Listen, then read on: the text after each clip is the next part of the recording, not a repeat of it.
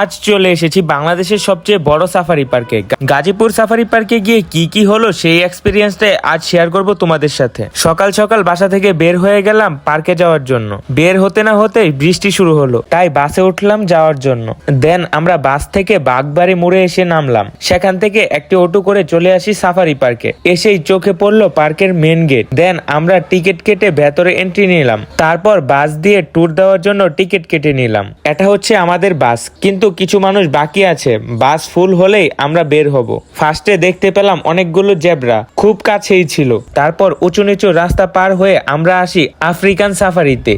African সাফারিতে ছিল হরিণ, ষাঁড়, গরুগুলো এত বড় ছিল যা আগে দেখিনি। আমার মামা খুব এনজয় করছিল।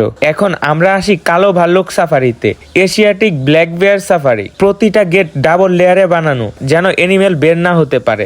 বাসের সাথেই ছিল কালো ভাল্লুক। একটু সামনে যেতেই সিংহ দেখলাম দুইটি। তারপর বাঘ সাফারি। বাস ট্যুর শেষে আমাদেরকে আগের প্লেসে নামিয়ে দেয়। আমাদের ঘোরা শেষ আর আমার বোন দেরি করে আসে। কিছু পিক তোলার পর আমরা সাফারি কিংডমে যেতেই দেখি প্রতিটা প্লেসের টিকিট। এটা খুবই বিরক্তিকর ছিল। এই সাইডে ছিল বার্ড, অন্য সাইডে ছিল প্যারট এভিয়ারি। এখানে ঢুকতেই সুন্দর সুন্দর অনেক পাখি ছিল। অ্যাকোরিয়ামে ছিল ডিফারেন্ট টাইপ অফ ফিশ। পার্কটা এত বড়, পুরোটা ঘুরতে পারিনি, টায়ার্ড লাগছিল, তাই একটি প্লেসে একটু রেস্ট নিলাম। তারপর একটু সামনে যেতেই পুকুরে হাঙর ছিল।